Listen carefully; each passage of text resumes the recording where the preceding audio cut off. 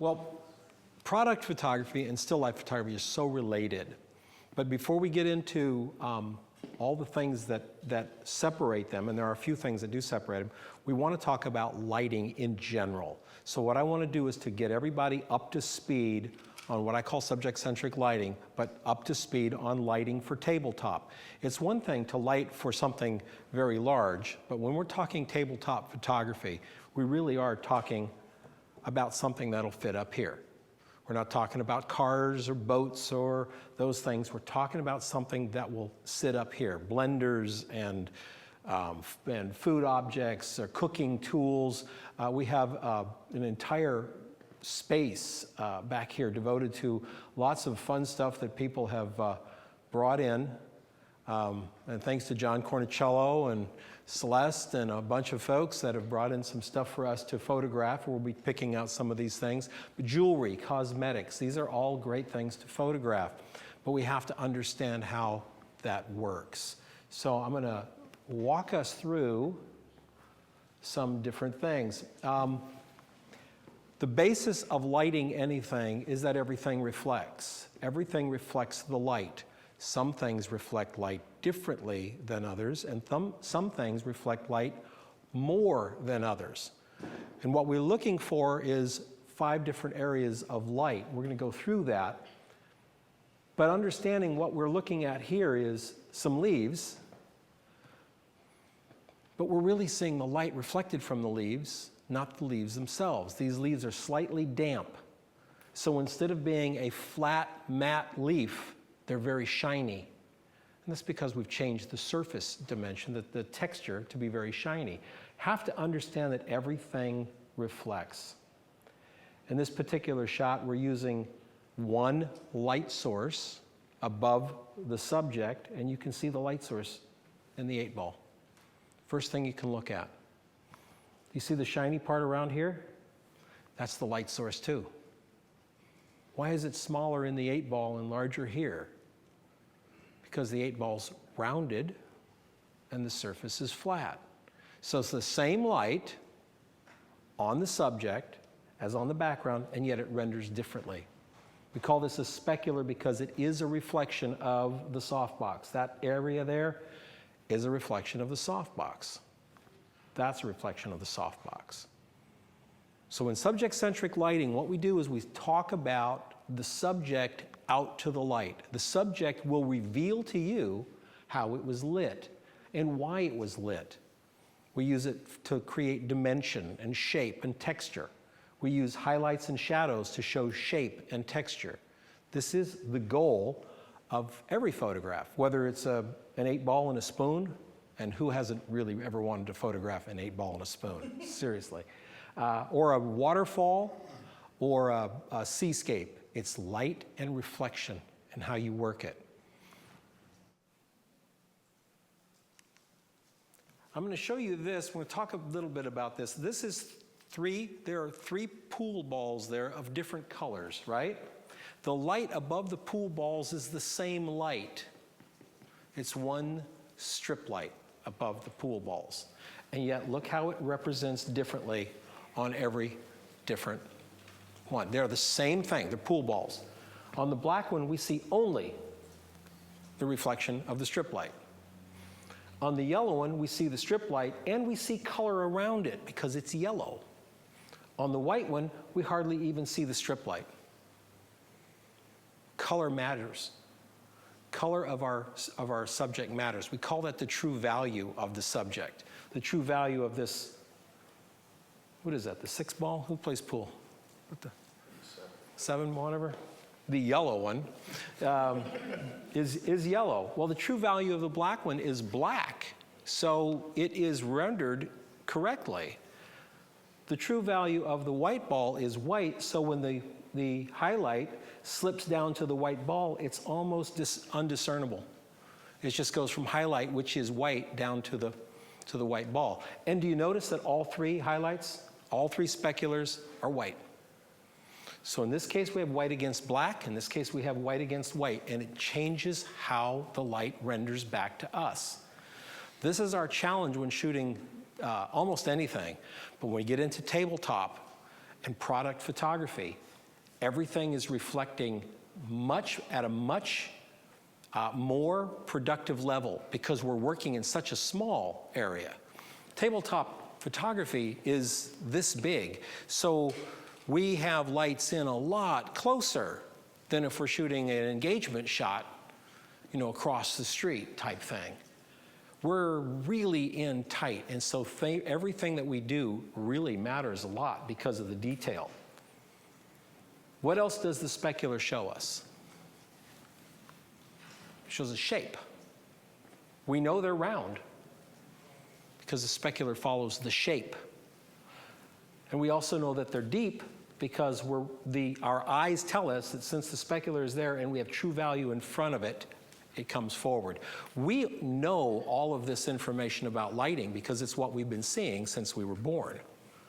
We understand where light comes from. We understand that wood is splintery because of the way it looks to us, right? Well, when something looks something to us, what is it we're seeing? What is it a 7-year-old says, that looks splintery? What is he saying? He's saying, well, Dad, from a subject-centric lighting standpoint, we seem to have a very bright highlight and a very deep shadow with a sharp edge to the highlight transfer, which means it's probably prickly. He just says, it looks, that's what we do. We already know this. So our job as photographers is to recreate for our viewers what they already know. That this pool ball is round, that it's yellow, and it's white, and that it's smooth. Why do we know it's smooth? Because the edge of this specular breaks off to the true value instantly. So it's a real, honest-to-goodness reflection. And that only happens in shiny objects.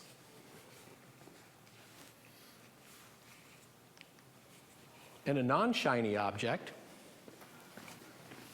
that's the reflection of the light source. I know because I have, just previous to this shot, I had put a very shiny light source there, and that was a pure specular. So that's the specular on this head, but we don't see it because the surface is rough. It's absorbing the light. It's a matte surface. We call it diffuse. Just like we diffuse a light from the light source, like with a softbox, light is also diffused coming back from the subject. A diffused source would be wood. A highly diffused source would be like a fur coat. It's going to take all the light and it's just going to diffuse it back to us. We're not going to see any texture at all. We're going to have to create that texture. So we have very soft transition areas from the highlight to the true value or true tone of this subject. And the true tone of the subject is exactly what we want to see. And the only way we know that it's shaped the way we want to shape is the highlight and the shadow. On a white object, a bright object, our goal is to create highlights and to create shadows because the true value of the subject is already bright. If we don't create shadows, we're not going to see shape. Does that make sense? When we take a very, by the way, this is the same light as the previous shot, but this is with a very dark, shiny head. Looks a lot different, doesn't it? Well, first Darth Vader? No, it's my mom. Come on. No, it's just a little glass. We have a glass head and a other head in the studio that we play with. Well, we just have fun with it on the weekends. I don't want to get into detail. The light is purely reflected back to us because it's shiny glass. We know instantly that it's shiny. We know when we looked at Darth Vader that he was wearing a very shiny mask, right? Because we could see the highlight down it. What we were seeing was actually a reflection of the light itself. And that's what we're seeing here. But we don't have any true value left. It's gone. because the true value is a reflected surface. So what this part of the glass head is reflecting is my big, dark, empty studio. If I go back one, this is because the surface is diffused, it's grabbing, it's almost like it's grabbing the light. It's almost like you had felt, and dust goes across felt, it'll just pick it all up, right? The same dust could go over something that was very shiny and not get stuck with it. Same with the light. The light is going over this and being diffused and picking up and reflecting back to us, where in this particular shot, there's nothing left of the light. The true value of this is it's pure dark. You can see I don't know if I got to that in the other, yeah, you can see the little highlight on top of the steel rails there. That's a reflection of the softbox that's sitting on top of the head, and we go back to the next shot, and that remains the same, because we haven't moved that. We've just changed our subject. So now, isn't it interesting that you'll hear somebody say, well, I have a photo shoot to do, and it's fill in the blank. What light should I use? Do you see right now that that's an impossible question to answer if you don't know what it is they're going to photograph and what it is that they want it to look like? I've often seen in forums questions on how to light a car. You don't light a car. You light what the car reflects. This shiny glass object will reflect all kinds of stuff when you put it around it. That's all you have to do, is surround it with something for it to reflect. Same head, same light, but now we have white cards all around it. The white cards are reflecting, and now we can see the beauty. And look, same light, have not changed the light, but we have gotten some more highlights in this grill here, haven't we? See that little one right there? I'm being really specific, but you know what? One of the fun things, I gotta tell you, about shooting still life is you can be so specific with your lighting. You can be so deliberate. You can bring your lights in and create little tiny highlights where you want them. You have total, your world is in 2 square feet there. You can do anything you want with it, and especially with all the wonderful tools that we have here. So we go from the same light here, just our headlight, and you notice that this light up here stays absolutely the same. And then we bring in reflections. Now, what do we call those? I call them highlights, or my terminology, and this will light up the internet, I call them secondary speculars, because they are reflections of light sources, but they're not reflections of the main light source. Now, some people call them fill cards. I don't use the word fill card. I should back up. Yes, I use the word fill card, but I don't really mean it. I'm really meaning reflective card. I use the word fill card because when I say to someone, use a reflective card, they go, huh? Get a fill card. Oh, okay, I got one of those. So I use it, but what I'm always thinking when I'm grabbing a white card or a black card or something along those, I'm thinking of the subject reflecting out. I'm subject-centric. I want you to be subject-centric. I want the card to reflect out, or the subject to reflect out to what I put there. Got a question? Yeah, so you're saying basically when you're lighting something shiny, you're not necessarily lighting the part. You want the reflection of that light to come back off your quote-unquote fill card. Yes. Okay. Yes, because you can, let's say this, let me go back to this shot right here. I have worked with clients who have said, wow, that's really dark. Put more light on it.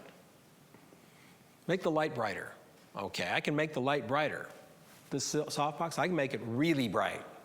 It will have nothing to do with this. I can make this blow out, way off the charts histogram. That's not gonna change this. This is still reflecting my big, dark, empty studio. My big, dark, empty, lonely studio, I should say. Let's give it a little more angst, doesn't it? And by the way, when I'm shooting still life, I get to play my own music. Trust me. I create what it reflects. Doesn't matter. By the way, I do the same thing with people photography. I'm always thinking, what's the person going to reflect? What's the jacket going to reflect? But when I'm in the studio, I'm thinking of what the object is going to reflect. These apples, by the way, don't taste that good. Just sorry about that, guys. Plastic apples. But anyway, I think about what this subject is going to reflect back out to me. And it's a shiny surface. We call it, it's efficient. It's efficient because it reflects the light. And guys, if you can get in close, you can see all kinds of little white speculars on this, can't you? And we know what those are. That's that light, and that light, and that light, and probably the little thing between the lines up there. You see, the point about a specular light source is it can be very far away and still reflect back on here. It can be so far away that you can take a meter reading and not even pick it up as enough light to photograph the subject, but the reflection of it will still be bright because it's a reflection, not a light, not the light on the subject. It's a reflection from something over there. So I'm working in the studio. I have to be very aware of what my subject's going to reflect. That's where black cards come into play and white shower curtains that are hung around sets. When I'm shooting jewelry or silverware or glassware. One time we were struggling with a glassware shot. It was actually a pouring beer shot. And we had this black line. And we just could not figure out what that black line was. It was me. Wherever I stood, there seemed to be this little black line going down the glass because it was picking up me because I wear all black all the time. So we had to take myself and cover myself with a shower curtain and make the shot. So everything can reflect. There's an image. Huh? Well, I stayed dressed under the shower curtain. That's my story, and I'm sticking to it. And again, we'll go back. I want to go back 2 more. We can see how diffuse light works. Look at this beautiful flow in here. And we can see how specular, secondary specular, or highlight light works on this. This is such an important part of lighting anything, but tabletop and product is really important. Your clients are going to come to you with things like a blender or a toaster oven. And the toaster oven is going to be kind of a new modern toaster oven. It's got all these wonderful curves on it, which are going to reflect all kinds of angles. And you're going to have to control it. Do you get rid of all of the negative? No, we need to have some areas in this that are negative because we need to create depth. We can turn this whole thing into a white head by surrounding it with a tent, and then you have something that's boring. Now we don't have any texture to it or no feeling to it. So we have to be very careful when we do it. And we become creative. We're the master of this domain. We put light where we want it, don't we? We get to control it. That's kind of a fun thing when you're working with yourself. And here you can see how we did it. Got white cards all the way around, one light above. When you're working in tabletop, everything's in close proximity. You can have a set of 2 apples sitting here, and around it you could have 3 or 4 stands, maybe 5 stands with little arms coming in and holding something to give you the light that you want. We can totally create a world of an ambient light and then add more powerful special lights to it. We can raise the ambient with a softbox, use grid spots. When we're shooting something white, light, anything from above middle gray up, we have to create shadows. That's our job, create the dark. When we're shooting something dark, our job is to create the highlights. Think about how that transfers to people photography. It does, you know. In fact, there's a creativeLIVE workshop that talks about that. Oh, sorry, I'm going to be accused of being a promoter. I am a promoter. I promote lighting. So we create our highlights. And when we get to something that's inanimate, like a vase, that's kind of New England for vase. We create our highlights down the side, and we do what we need to do to create the shape of it. This vase has lots of cuts. I needed to show those cuts.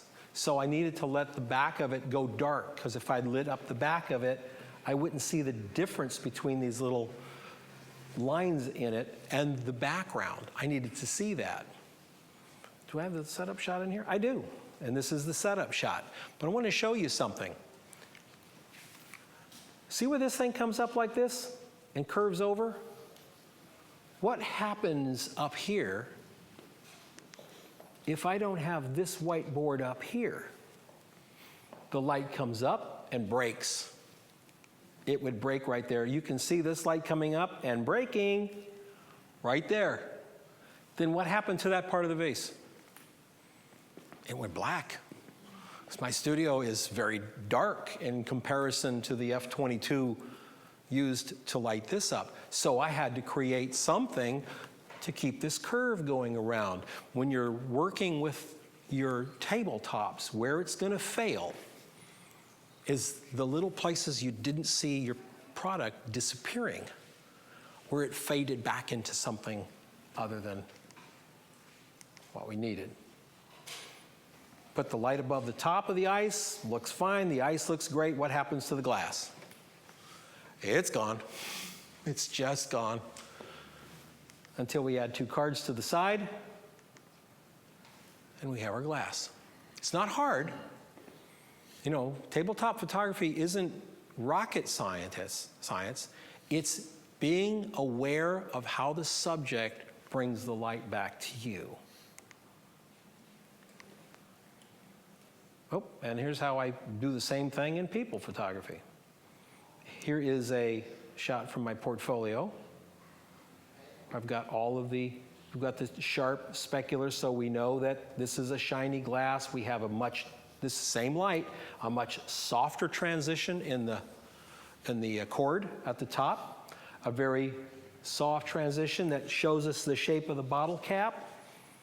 Everything works, and then when we make all the calculations, we get a shot like this, where we can see the detail. Yes?